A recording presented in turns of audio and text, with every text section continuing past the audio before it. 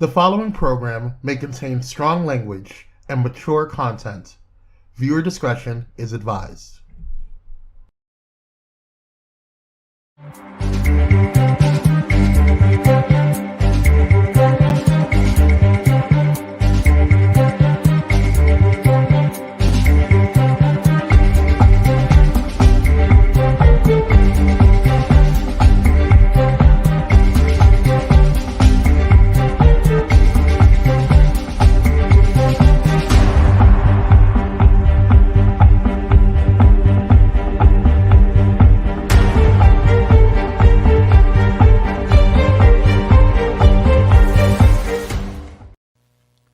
Hey, I'm Dante. And hey, I'm Dana. And welcome to the Donta Show.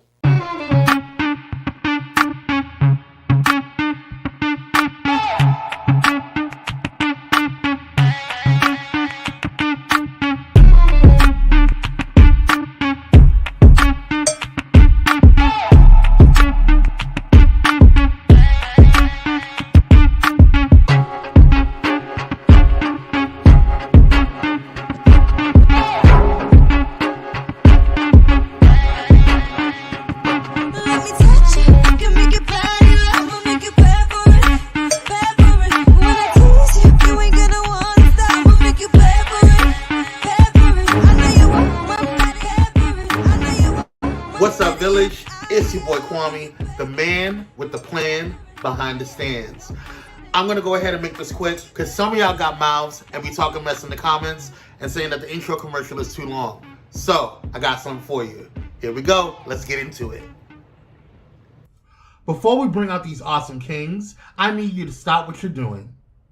Excuse me? Excuse me? Ma'am, sir, you, you. Whether you're watching on Facebook, Twitter, or YouTube, I need you to go ahead and share this live stream. Donta and Dana didn't get all dressed up for you not to share their melanated goodness. So share. You share everything else up in here.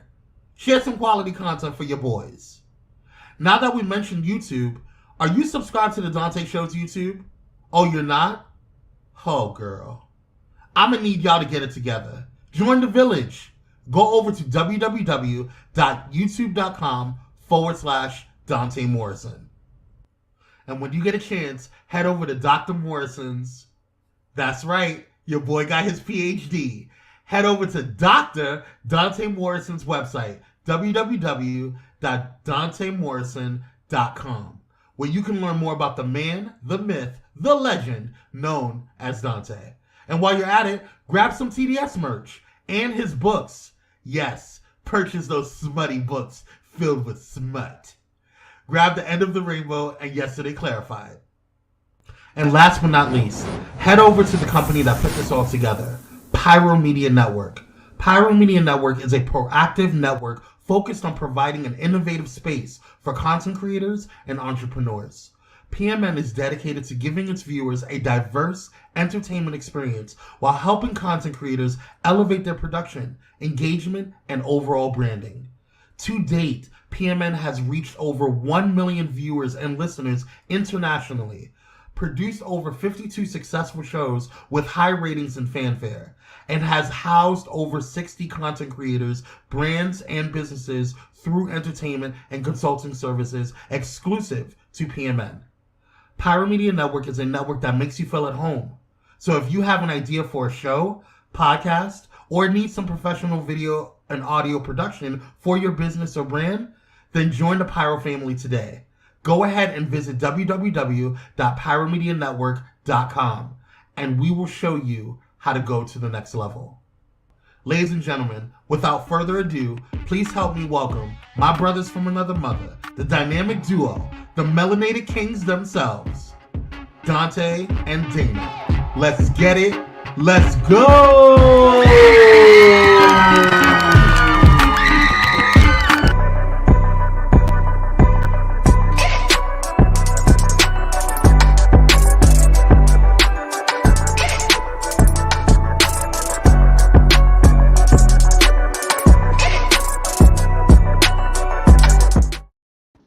What's What's up, everybody? Welcome to the Tuesday edition of the Donta Show. Tonight, I got two phenomenal queens that's going to come on, and we're going to do another conversation about being a Black woman and how does it feel to be a Black woman and some of the stuff Black women go through and how we as Black men can support our queens as they navigate through life. You do not want to miss tonight's broadcast, so get your sister friends up in here, get your homegirls, get your cousins, your aunties, your mama, your grandmama, big mama, all them. Get them up in here and let's have this conversation. Let's have this dialogue. I'm excited. I'm looking forward to it.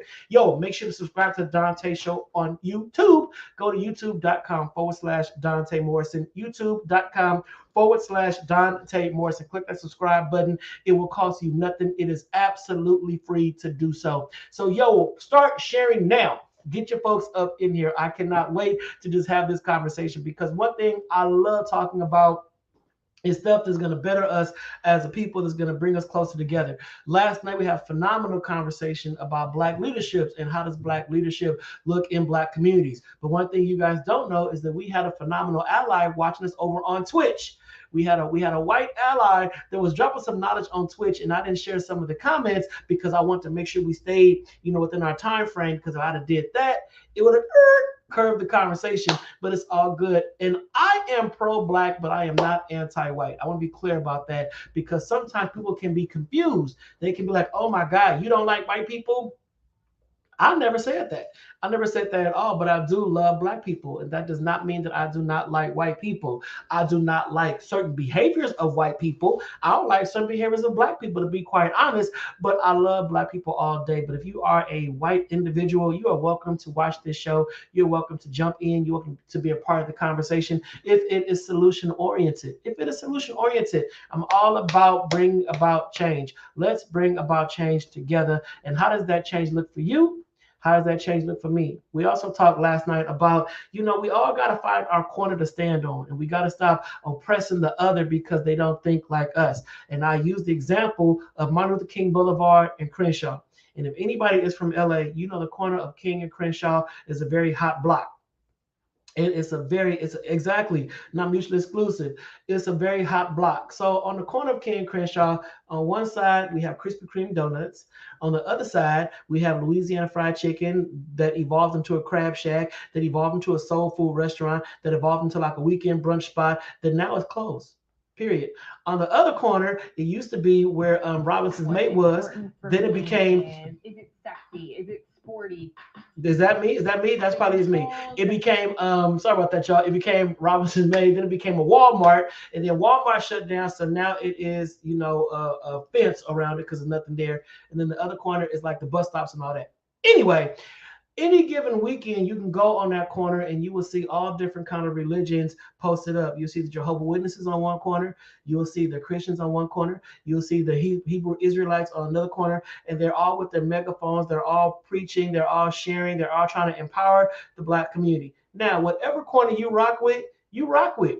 I'm not about to bash the next corner. I'm not about to throw stones at the other corner. Wherever you find your peace, wherever you find your zen, wherever you are allowed to find your center and calm yourself as an individual, hey, I'm going to push you to go there. My corner may not work for you. You may have triggers and traumas on my corner. You may be on the Christian corner, be like, yeah, I can't do the Christian corner because the Christian corner, oh my God, it reminds me of some stuff I went through when I was a kid. It's just, oh my God, oh my God, oh my God. So I'm like, okay, you know what? Go across the street. Or go stand somewhere where you can find your center and find your peace. And I think one thing that we do, and we do it constantly as Black people, that I'm always saying, is we are challenging how people find their peace. We are challenging how people find their zen. We are always trying to find ways to say, you know what, you may want to rethink that because that's a gateway, that's a portal, that's a whatever.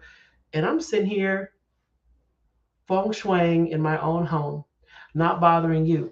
And we have to allow people to find their place of peace and let them exist in it without combat, without argument, as you go and find your place of peace. Do you have a place of peace? Have you found your zen? Have you found that one thing that can keep you centered, that can keep you grounded? What do you focus on when you're ready to just blow your top? What do you focus on? What brings you back down to earth when you are triggered? What causes you to stop and breathe? Who do you call upon? What do you call upon? How do you navigate life? And I think those are things that we need to begin to unpack more as people and begin to support each other. So as you are joining in on YouTube, I see you. Get up in the comments and just say some what's up, some shout outs on how you doing. I see my Fred up in there. What's up, Fred? I love you, man. For life, for life. I see Pam. How you doing, Pam? Yeah, what about the Arab? I think the Muslim community, the Islamic faith is beautiful. The Islamic faith is beautiful, but I think it has been misconstrued, misunderstood, misgot all that kind of stuff. But I am a lover of religions. I think that religions are beautiful when they are used appropriately and when they're used the proper way, because all religions are rooted in what? Love. The core tenets of religions is love. Love your neighbor. Love God, love your neighbor, treat everyone with respect. But then it gets misconstrued when man puts their own ideology into the text, into the passage, and try to point out and judge and whatnot. Let people live, let people breathe. Let's find some peace somewhere in this world. All right. So that was the Donta drop. That was the Donta drop before we get into tonight's conversation. Tonight's conversation is going to be good. I am looking forward to it because I love chopping it up with people that are able to chop it up with me. If we can have good, healthy, hearty conversation that's going to educate, uplift, and empower, I am all about it. I'm all about it. And tonight's guests are just that. They are two women who host the You Better Than Me podcast. And that You Better Than Me can be taken a whole lot of different ways. Hi, Auntie Weezy. What's up? Hug. You Better Than Me can be taken a whole lot of ways, because I know if you are talking to somebody and they doing something that you think is out of pocket, ooh, you better than me. I wouldn't stand for that. It can be in the Black community, you better than me can be kind of a low key, like, yo, you dumb. Now, I don't know the context what they doing is, hey, Danielle, how you doing, sis? Hugs, praying for you constantly. Hugs, sis. Hugs, you've been through a lot. You're going through a lot right now. This is a difficult season, but I'm lifting you up in prayer right now in the name of Jesus, asking God to cover you and your family right now as you go through that situation. Yes. Jesus' name. All right. So I got two queens that's on the show on tonight. I'm looking forward to having them. It's Kristen Askew. Kristen Askew is known as the resourceful one in her group of friends, always knowing a little bit of this and a whole lot of that. From an early age, she has loved all forms of art and creativity, whether it's singing, writing, poetry, or creating social media content. Kristen is an HBCU graduate based in the Metro DC area and works as a quality assurance senior analyst by day and superwoman by night. How about that? And then we have Fallon Renee Hamilton, a native of Houston, Texas, H-Town. Oh my God, does she know Beyonce? Oh my God. Does Fallon know Beyonce? She's breathed Beyonce's air. Okay. She's a native of Houston, Texas, and dedicated HBCU advocate, graduated from Southern University and Texas Southern University, Thurgood Marshall School of Law. Basically, she's not a gang, period. She's an attorney by day and writer at any other given time. Her current endeavors include co-hosting You Better Than Me, the podcast, facilitating writing workshops for Black and Brown people, and working on her first fiction novel. She balances her rigorous career with a dose of self-care and real talk between planning her wedding to the love of her life this fall, raising a dog child, and trying to find ways to retire before the age of 50. She enjoys travel, trying new restaurants, and laughing until she cries with her friends and family. She is known creatively as F. Renee Hamilton. So, Village, please welcome to the Donta Show for the second time, the host of the You Better Than Me, the podcast, the phenomenal Kristen and Fallon.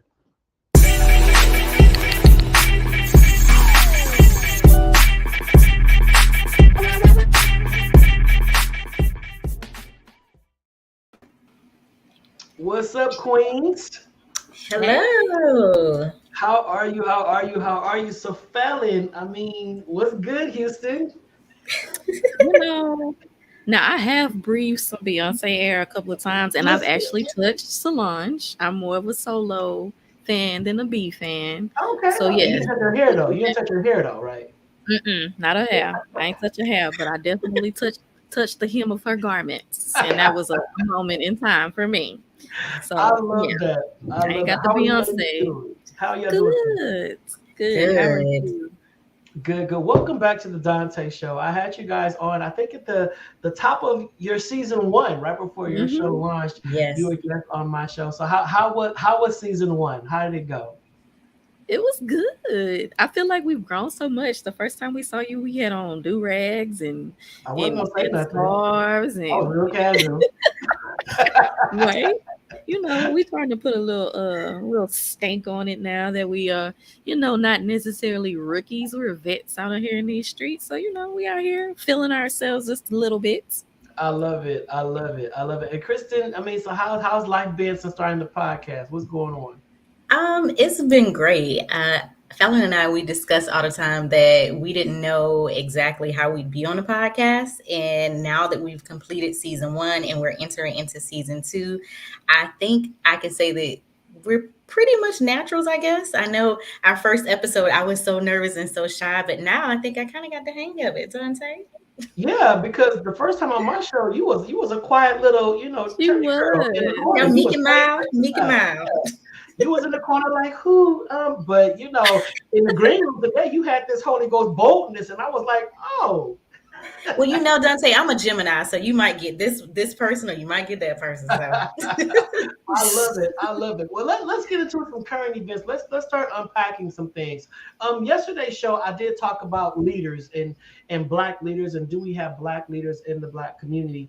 And I know that when we talk about leadership, a lot of the narrative goes towards men, and as Black women, when you think about Black men in these leadership roles and positions, do you feel that Black women still get the short end of the stick when it comes to just proving themselves in these spaces and having that voice to just say, yo, no, let's do it this way? Oh, most Now definitely. Let's go. I want to go.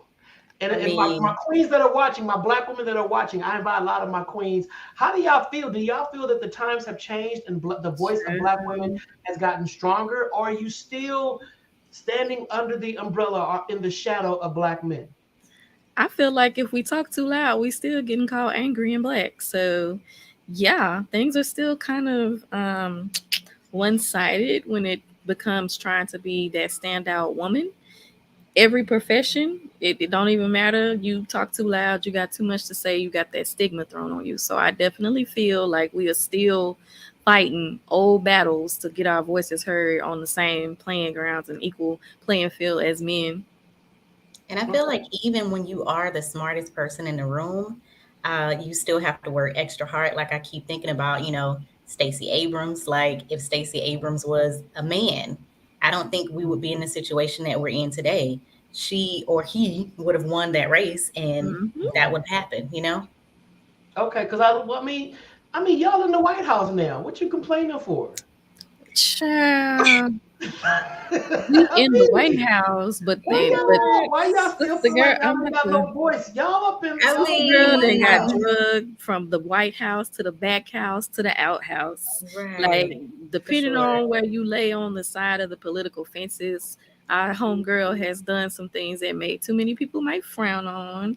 But even then, like, do we really see her getting the respect that she would if she was a man? Absolutely not. And then the other thing is that just being a Black woman is so many things. You're not held up by your white counterparts, and then you're also not held up by like your Black counterparts. So that could be men and sometimes women as well. So it's like you're fighting all these battles and they're all coming at one time. So like, what do you do? Got it. And Danielle Jones is watching. And hey, sis, Danielle said, stronger. It's a great time to be a Black woman. And then she said, sorry, just saw the Woman King. So, of course, she feels that, she's part of the warrior tribe right now. Phenomenal movie. Hope everyone has seen The Woman King. Was a beast. I mean, period, point blank, hands down. I think it was a great empowerment movie for women, although it still got a lot of pushback from the Black community, sadly, but great movie. And when you think of representations like that, like showing that we have had women warriors, proven historically, documented. Now we have a Black woman in the White House. We have Stacey Abrams. We have all these phenomenal women leaders. We even got Oprah Winfrey. I mean, we got the Oprah in there. Has the scale tilted a little bit with these Black women in positions of power and showing that they are able and capable? Mm. I know. I would say a little bit, because with us being in these places, I think for the kids that's coming after us, they can see that they too can do it. Whereas in the past, we didn't have that many Black women role models that we just saw on a day-to-day basis that were doing big things. So I think, from that aspect, it definitely has shifted a bit. And then also with social media, just having everything visible, that helps as well. See, Sorry, go ahead, Tyler. I feel like maybe I'm a little jaded because That I'm was a like, bomb. That was like, because I'm out on the field, I'm out on the streets, I'm like feet to the ground, seeing how women are treated every day. Even as an attorney, I went to court yesterday, and literally, I was one of two Black people in the whole courtroom. The other dude was the bailiff, passing out coffee and looking like, I'm not even gonna say because I don't want somebody to be like, that's my uncle, but whatever. Right. He was up in there passing out coffee and hemming and hawing. And all the white dudes came in there, like looking around at me, kind of like, what are you doing here? And I'm just like, yeah, waiting for my case. Like, these are still things that people have to deal with every day. Now, I don't know if it's different in DC and LA because it's a little bit more big city, but Houston is a pretty big city, but it's still on some good old boys type stuff down here. So I feel like the harder we fight, the more we get more fight back. So it's like we're on some constant endurance test all the time. Like, you always got to be strong. You always got to be putting your best foot forward. You always got to be doing all of this. And it's like, yeah, we making leaps, but it's also like, dang, I knew people that was on Facebook talking noise about the Woman King. Like, oh, well, they were selling slaves and all this. Like, even when you're trying to do good, it's still people with something to say. Yeah, and we do celebrate you being in the room and your accomplishments. I think the Black women need to get their flowers more often. And reading your bios, it's like, wow, okay, these some accomplished queens that have done the work. They've done the work, they've earned the titles and all that kind of stuff. And oftentimes we don't give the flowers to Black women that we feel they deserve. Now, I want to ask this: do you feel that the pain hurts worse when it is your own? Because we deal with systemic oppression. That's just a part of being Black. And I'm not going to beat that horse because it's been beaten to the ground. Systemic oppression, racism is real. It goes on. It exists. And sometimes we're used to certain kind of behaviors. When non-melanated individuals see us in spaces that they're not used to seeing us in. Mm-hmm. But how does it make you feel when you walk into these spaces and let's say it is only 2 or 3 of you in the room? And you look to that other Black woman or Black man for support or a head nod or something to say, you seek me, and they don't give it, or they're shucking and jiving over the corner. How does that make you feel? Worse. For me, it makes me feel worse, right, Kristen? Like, I expect certain people to already be intimidated by me, but when I see somebody who is similarly situated and you over here walking to the side, like you don't want to make eye contact or doing all these extra things or saying something negative, like that right there feels worse than any Biff or whoever on the streets looking at me crazy. Right. Yeah, I agree. Yeah. So do you think it's an intimidation thing? Because I know that oftentimes when I do these shows and I talk about, Blacks in communities and Blacks coming together, crabs in the barrel always comes into play. We're just crabs in the barrel. We're still fighting each other. So much infighting. Do you feel that there's still a lot of insecurity amongst successful Black people? I think so. And I think that society has kind of taught us that there can only be one. Like when you look at certain movies, there's only one Black person. You look at certain fields, there's one Black. Right. I was talking to a young man here. He's a lawyer. He ended up telling me that he moved from his hometown because the lawyers that were there before him, Black lawyers, they had already brought up like one Black lawyer. So he was like, I wasn't going to get a chance. So I had to move to DC because if not, I wouldn't have an opportunity to actually go out and do the things that I wanted to do. So I think from that aspect, that's intimidation still. Yeah, no, that is sad, but it happens. Like seeing others as competition when it's a lane for everybody. Right. Like we are very much so still kind of existing in a world where it's still the first this, the first that, the first this. Mm-hmm. So maybe we do kind of have some ingrained in us where we're a little bit scared that maybe if the second one comes and outdoes us, that the first place one is going to be forgotten. Like, I don't know what it is. Like, I don't feel like the competition should be other people. It should be yourself all the time. But it's Right. enough room for everybody to expand and grow because everybody gonna do it different. But nah, they side eyeing, I don't know, I don't want her, or I don't feel so comfortable with her. Or, no, she's gonna take my shine away, like stuff like that. I hate it. But not always that. I also think it's disassociation, because sometimes when you make it to a certain place as a Black person, now you can disassociate with being Black. But if someone else that's Black comes into the room, they're reminding you that you as You Black. you still, you know what? So I think that happens as well. Like I've been able to like build this little area for me over here, and now here she come to remind me of where I was, or actually who I am still. Yeah. That's a paper. I should write a paper on that. That's deep right there. And I want to ask the viewers, if you're watching and you're in loving this conversation, have you ever felt that you had to compete with your own, or that you had to work harder to be accepted or affirmed by your own? Because sometimes we can also enter into those white spaces where the white people will affirm us more than our own. The Black people will never give us our flowers. They will never give us an attaboy. I think that's why I appreciated Danielle saying, we celebrate you for being in the room, sis. Yeah. Like Black woman to Black woman, you're in the room. We celebrate you. We see you. And I've even been in that position where the white people have just like, oh my God, Donta, you're amazing. Oh my God, Donta. And I look over at my Black brothers and I'm like, y'all gonna say something? Right. Not even a head nod. Yeah, it's nothing. Oh, you just gonna sell out. I'm not a sellout, but I'm like, I'm Black. But can y'all but that disassociation piece that was very powerful, and I really want to unpack that on a different show, because that was just, Kristen, you dropped the nugget right there. I'm trying to give you something since the last time I didn't give you nothing. So I'm trying to redeem myself so you can invite me back to the show. No, that was a switch. I just really thought about the fact that yes, sometimes you can remind the other, or you may see somebody that you knew from back in the day, or they knew you from back in the day, and you like, yo, you VP now. You was on the pole. Wow. Right. But you know what I think it is? I think that a lot of times we need to check our privilege, because even as Black people, we still have privilege. We have privilege amongst other people within our race that may not have as much as we have, that may not have the education, the car, the family, the food, and we need to check that. And even myself, sometimes I might think something like, is this coming from a place of privilege because you have access to A, B, and C and this person doesn't? Like sometimes we just have to remind ourselves that we can be in a different situation really, really quickly. Yeah. 100%. I love what Danielle says. I have to work harder, period. Not really in competition with anyone but myself, but there are certainly favorites in my company. Yes. And I think when you're trying to go again, I'm always trying to outdo me. I do push myself like, Donta, you can do better than that. Donta, keep going. I push me because I have learned that like Bridget just said, this imaginary standard of success.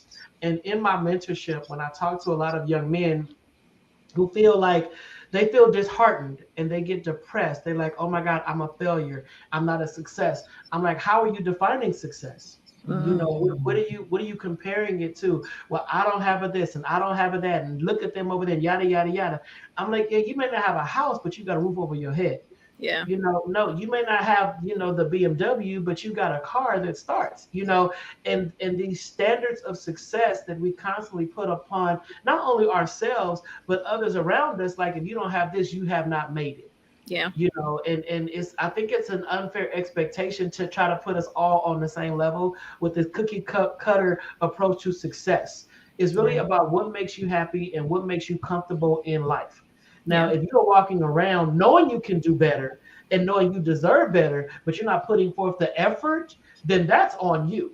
But if you are honestly happy living how you live, but others are coming in saying, no, you should be living like this, living like that, then you create this fabric of how it's supposed to be. Now you're chasing this golden coin that's constantly going in a circle on the carousel that you can never catch. And I think we miss the beauty in that because we never sit in the moment. And I feel like we miss a lot of lessons because we never sit in the moment. We never just take up space right there to see what it is that we can learn. And, maybe in that moment we could help somebody else, but we're always trying to strive to have the next best thing, and we miss that enjoyment. Yes, 100%. Because prime example, my father, before he passed away, my father was homeless, and he was homeless by choice. And I try to make everybody understand that, because people was like, oh my God, I'm so sorry, Dad. Oh, thank you. He was homeless. I'm like, he was homeless. He wanted to be out there. My dad loved the independence of living this transient life. I mean, he was clean, he showered, he didn't smell, but he liked just, I'm cool. He was a free spirit. That was how he lived. And so I could not walk around with this projecting what I felt would make him happy. Yeah. And ignoring his happiness. And I caught myself doing that, the last years of his life. I was saying, you need to be here. You need to do this. And you need to look like this. He was like, dude, that's your life. I'm good. And he was pointing out all the positives that he had living how he lives. And I'm like, well, shoot, homeless don't sound, but I think that we try to project so much of what we feel people ought to have, that we're oppressing them, for one, and we're adding to their depression about feeling like they have not succeeded.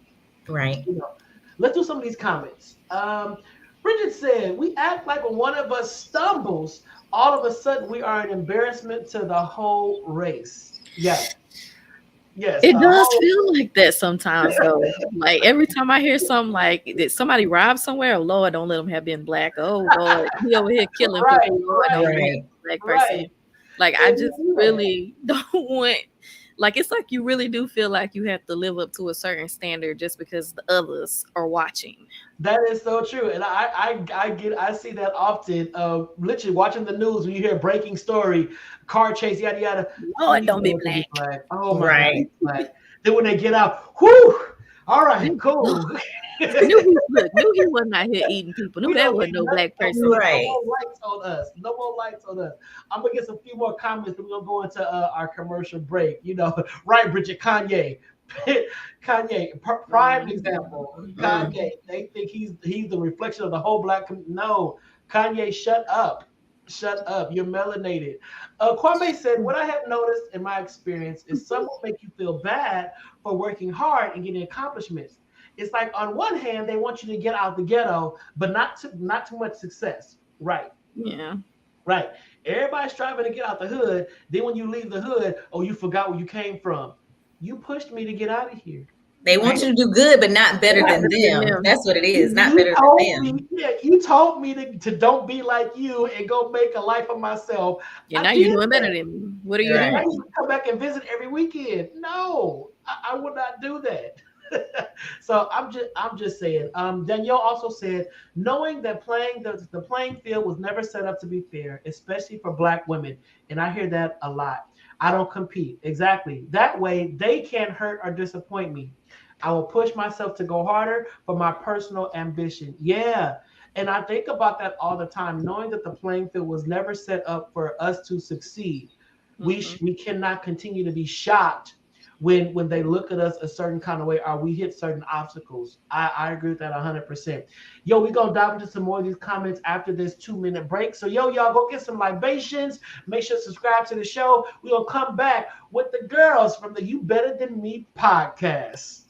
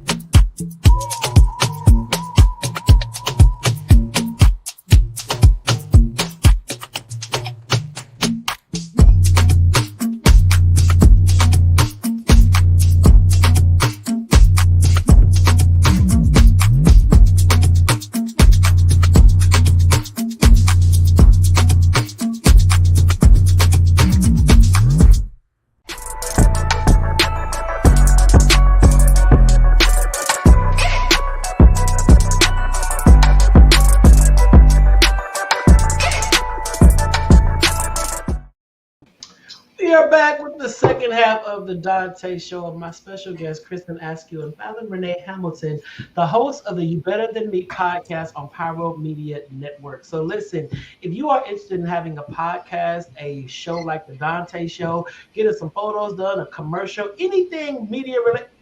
Kristen, you away? With your camera on, right in the Dante, I'm face. sorry, it's 11:36 p.m. over here. Well, let me hurry and get through this second half so you can lay down. Because Go lay far be down. it for me to keep you awake. Far be it. I'm trying to host my little show on the West Coast. Be my like, God. okay, I'm over it. I mean, I'm sorry. well, Literally. she was bored. Oh my God. I'm gonna try to hold in. Well, let me just hurry up. What'd you say? Not on my watch. Oh my goodness. But no, Lord. so listen, if this is your first time watching, please follow us on YouTube, youtube.com/Donta Morrison, youtube.com/Donta Morrison. Will cost you absolutely nothing. All right, absolutely nothing. Check out PowerMediaNetwork.com. You can see not only the Donta Show, but you can catch all the other premium programs on Pyro, including the You Better Than Me podcast. So if you want to have a show like ours, check out Pyro Media Network. If you want to just tune into ours, check out Pyro Media Network. So here's my question. Ladies and gents who are watching it and all that kind of stuff, have you ever tried to or ever felt that you had to dumb yourself down to be accepted? I don't want to say to be accepted. I find myself a lot of times just not saying anything at my previous job. Like when I would know the answer, I'd be like, "Oh, well, I think it could be," when I know good and well that that's the answer. I don't know. I just feel like I just wasn't in my element, the element that I should have been in. And I think that when you get into those positions where either you have to dumb yourself down or you have to play those games like I played, it's time for you to make a move and move away from where you are. See, and I took that question with just life in general, not even at work, because at work sometimes you do have to pretend like, what? So somebody else can take care of it, no shade. But that to me, it just made me think about like having, like, you know how they always be like, oh, people dull themselves or dull their shine because if you shine too bright, other people get threatened.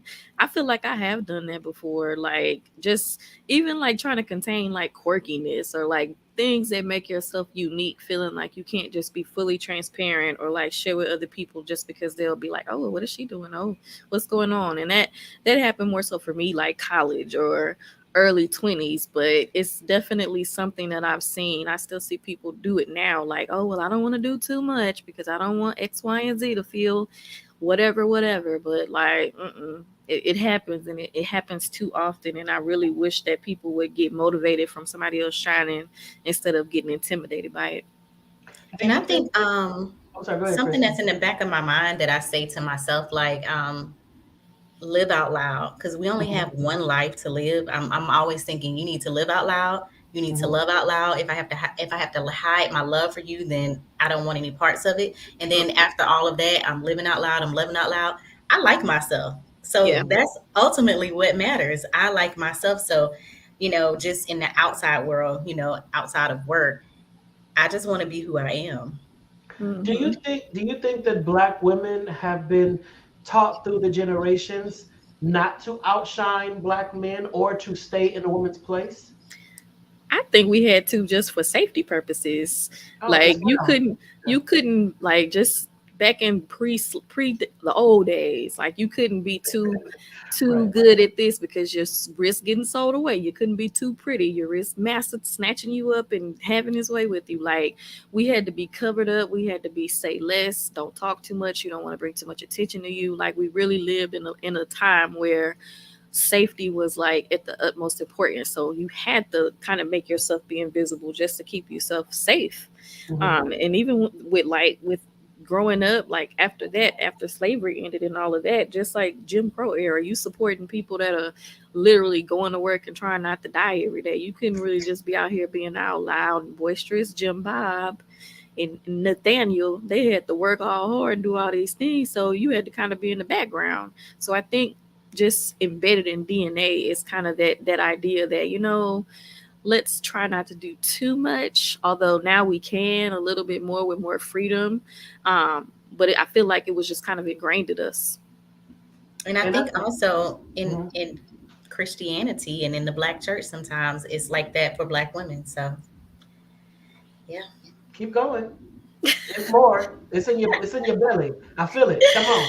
Release. No, I know Fallon and I, we had a conversation, or I've been having a lot of conversations. I know I had it with someone, but just being in the Black church, for a long time, and I'm from the South, women couldn't sit in the pulpit. Women couldn't be deacons. Women couldn't have the same roles that men could have. And so when you think of that, you can't be yourself at the house, because back in the day, you're not working, you're not making your own money, you really don't have a say so. You're not the head of the household.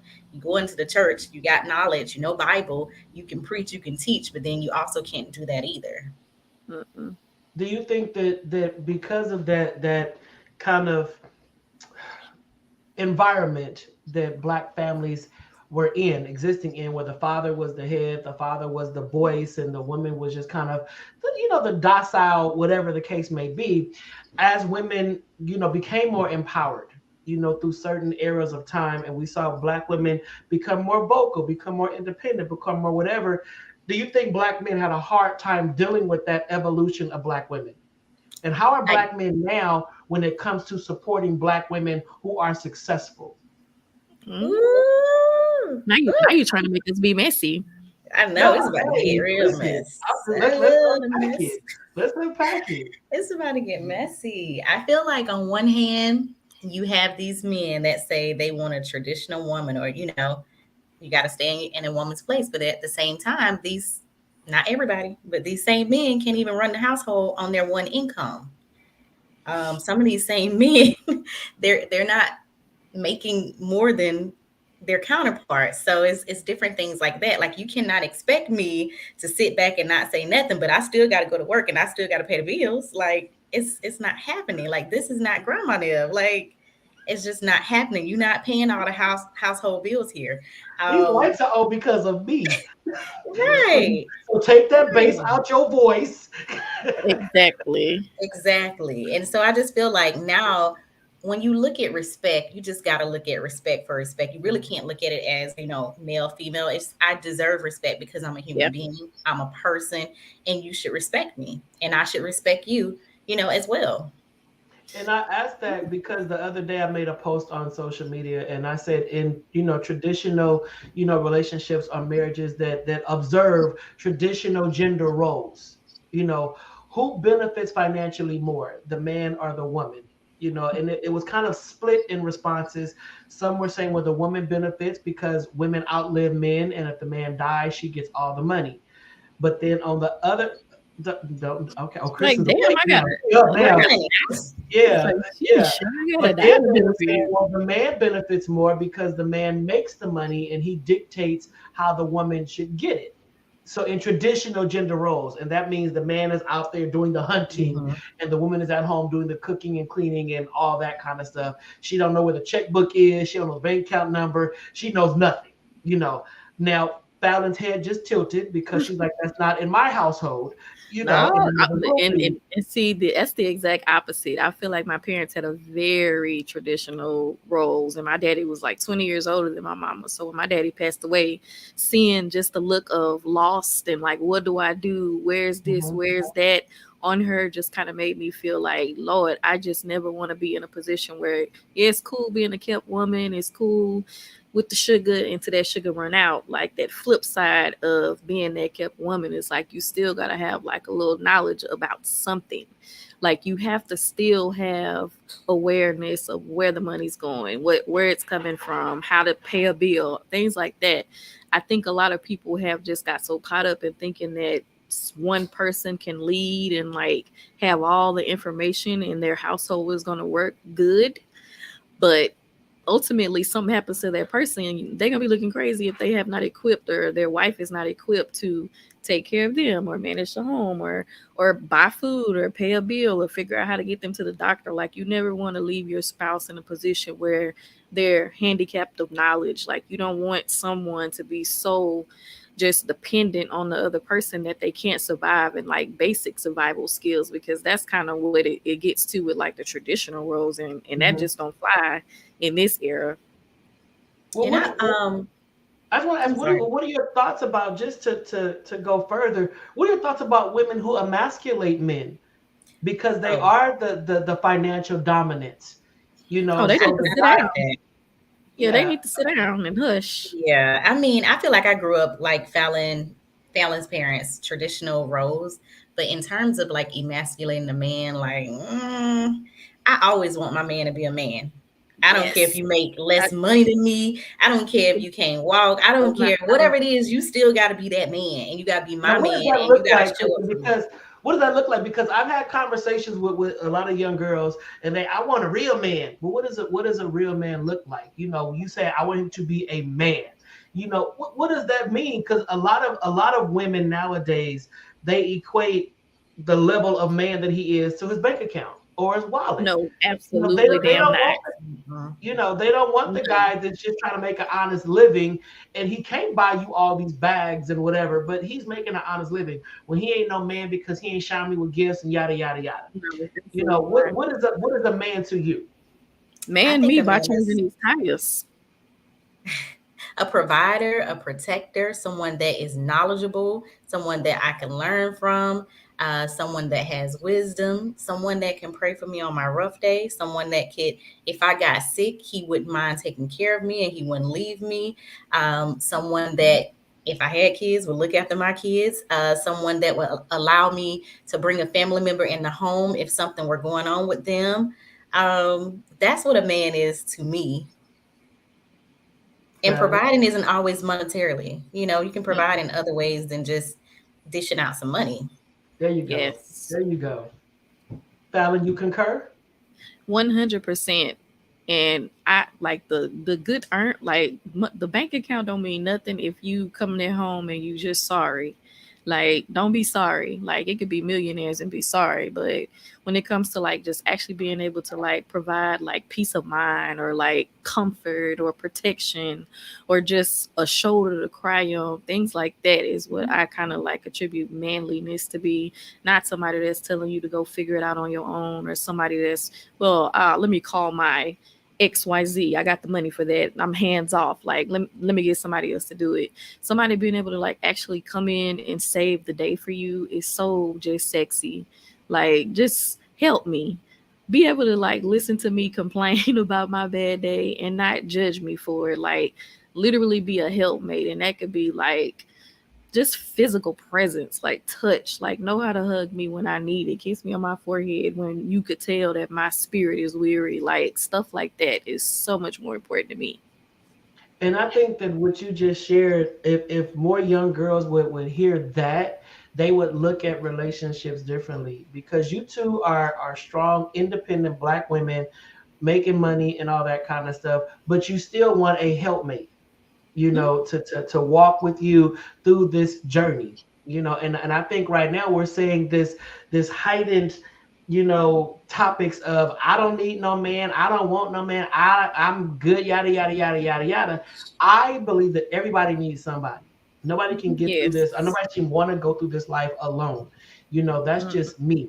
And I loved how you broke that down. It's like you a whole lawyer, you know, but it's like I still want somebody to listen to me when I go through my experiences. And like you said, kiss me on my forehead. Now, we saw that in The Best Man. It didn't work out too well, that frontal lobe kiss. But Fallon, you know, that's your household. I'm gonna stay out of it, you know. But I think it's important. I like what Sharitha said about this. In order to be successful in the case of sickness or death, you have to share the knowledge of the workings of the house, how to pay bills, account numbers, etc. I know a lot of people, men and women, in however you float your relationship, they're hands off. I don't want to know about the money. I don't know about they got it. We good. We got money. We can travel. We this, we that. Now, if something happens to that person, you don't know where nothing is at. You don't know where nothing is stashed, where nothing is saved. You don't even know what bank it's in. You know, and you're right. We should be working on this together, unless you're like what Pamela said, they want a sugar daddy. just give me a sugar daddy. You know, whatever floats your boat. Danica How Clark. are you? Hey, let's unpack this. Character, integrity, accountability, leadership, provider, trustworthy, dependable, consistent, etc. The word I love in there the most is consistent. Me too. I was thinking that. The Yes. Consistent. Because you can show those traits, you know, the first year, Mm-hmm. then by year 3, ain't none of them traits existing. I need you to be consistent.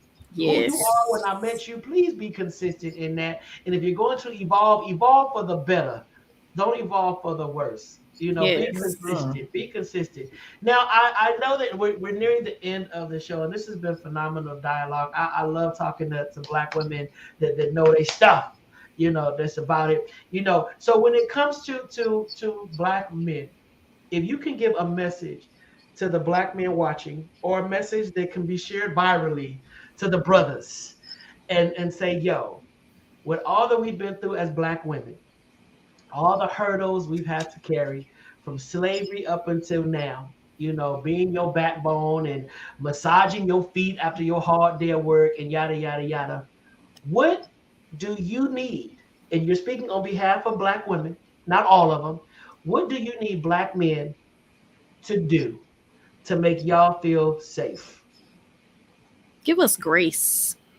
Give us grace in understanding that everything that the world tells us that we are is not necessarily who we truly may be. And just give us that grace. Like, the world is already pitting us against each other and putting the world on our shoulders and all that. Like, just know that sometimes we don't want to have the cape on. Like, give us grace to be vulnerable. Give us grace to be soft, and give us grace to just exist in your element and not feel like we have to be putting on or doing something or with a mask on or whatever. Just let us be and give us grace. That was good. So I would say Fallon is asking for grace. I would ask Black men to heal, to do the inner work. I think that we all learn through experiences. We've all had trauma. We're all still currently dealing with trauma. And some of these things are our own trauma. So you have to heal yourself first before you can get into these relationships, and you can be the man that you need to be, and then you can be the man that your woman needs you to be as well, because that's the only way that we're going to feel protected. If you are healed, you're able to communicate effectively. We can do something with that. Yeah. Kristen, who are you? It's my other Gemini side tonight. I'm telling you. I mean, She woke tonight. when you sleepy, you powerful. That hit me to the core when you say heal. It almost broke me, because I just think that you're right. We're so traumatized. Black men are very traumatized. We've been through a lot. Intergenerational. It's in our DNA. It's been passed down from our great grandfathers, the trauma that we have experienced. And you're right, it's a lot to unpack. And because we have not healed, because we're still dealing with so much trauma we've yet to even think about talking about, we cannot extend the grace that Fallon says you need. Mm-hmm. Woman, I need you to be strong, because we got to get through this. Woman, woman, hold your head up. Woman, stop crying. Woman, you're going to be okay. We're going to be all right. Woman, and you're like, wait a minute. Now, hell, you sit your broke self over there and heal. You get somewhere and heal. But, okay. but that's pop. Both of you dropped some nuggets, and I think that's important. It's an important message. And at the same time, and when you said that, Kristen, you said it with so much compassion and love. It's like I'm rooting for y'all. I want y'all to win, but I need y'all to heal, because the brokenness in you is funneling down to us. And then that's something else that we have to carry, along with being Black women in this racist society, Black women in these environments that don't want us there, Black women that's trying to navigate the home and motherhood and yada, yada, yada. Black women taking care of other Black women, because y'all are still the nurturer to your grandmama, your great grandmama, your auntie, your nieces, your nephews. You still that person too. And then you got this broken man that you got to massage, because he don't want to accept the fact that he needs to be healed. Right. And then once you heal, it will eliminate so many other things, because if you heal, that will lessen single mothers right there. Just healing. Healing. Listen, how can folks check out your podcast? What's up with the You Better Than Me podcast? Because y'all better than me. Well, they can go on Spotify, they can go on Apple, they can go to the Pyro website. They can check us out now, so they'll be right and ready for next week. I believe next week? I think so. When season 2 drops, so Look they can at be that. all caught up. What is that? The 12th? Is it the 12th? I believe it's the 12th. The 12th. Y'all need to know this now. Y'all need Listen. to know this. What day y'all air? Okay, What so day we're y'all airing air? on October 12th at 9 a.m. Pacific Standard Time. Oh, so y'all a wake up podcast for me. So I hear y'all at 6 in the morning. We'll when get I you wake on your up. morning commute. Just Right, go morning on to commute. yeah, okay. And just in a minute, give me a summation of what your podcast is really all about. Who's the target population? What are you trying to do? We are trying to let Black women know that everything that we have going on is nothing new under the sun. We're trying to normalize conversations that are too tough or may have been avoided before. We're trying to let people know that mistakes are made and you can bounce back for them. We're trying to teach us how to celebrate each other. And our podcast overall is just a celebration of Kristen and I coming into ourselves and like laying down the foundation for other people to join us on this journey. Definitely. I would like to say that this season, I feel like we're taking a deeper dive into our feelings. And again, just living out loud, loving out loud, and calling those feelings as they are. Because a lot of times we don't call our feelings as they are. You'll say, "How you doing?" "I'm okay." "No, what are you feeling?" Use your words. Use your word. Yeah, that's deep. That is so true.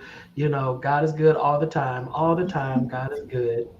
I'm just blessed and highly favored. I'm just glad to be here, but I ain't ask you all that. How you doing?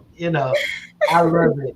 Hey y'all, so make sure to check out the You're Better Than Me podcast on Pyro Media Network. It airs the 12th, I believe, they think. The 12th at 9 Follow us on Instagram and y'all can know for certain. 9 a.m. Eastern Standard Time. So please check them out. And the good thing about podcasts is that they're always present. So if you miss it at 9 a.m., you can always go back when you wake up, after your shower, after your gym, after whatever, and check it out. You can also check out past episodes of the You Better Than Me podcast on pyromedianetwork.com. Kristen and Fallon, you've been phenomenal guests on tonight. Engaging. I love the conversation. Thank you for holding Black men accountable. I'm going to go get somewhere and heal. And I'm going to do the work, on behalf of y'all's urging and encouragement. So thank y'all. Anytime you want to come back on the show, you are more than welcome. Thank you. Thank you for having us.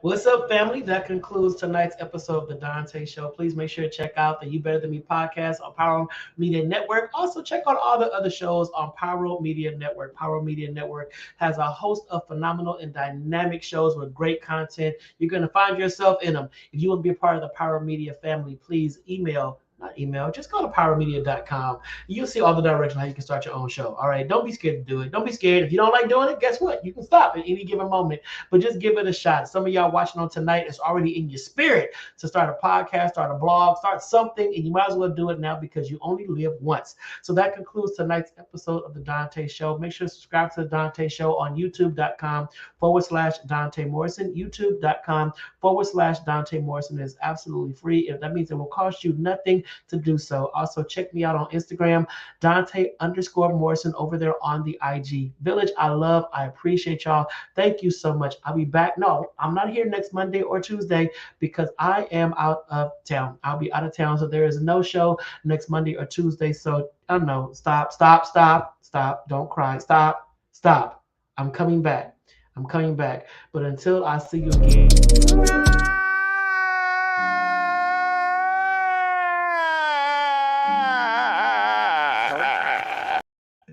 You'll be fine. fine.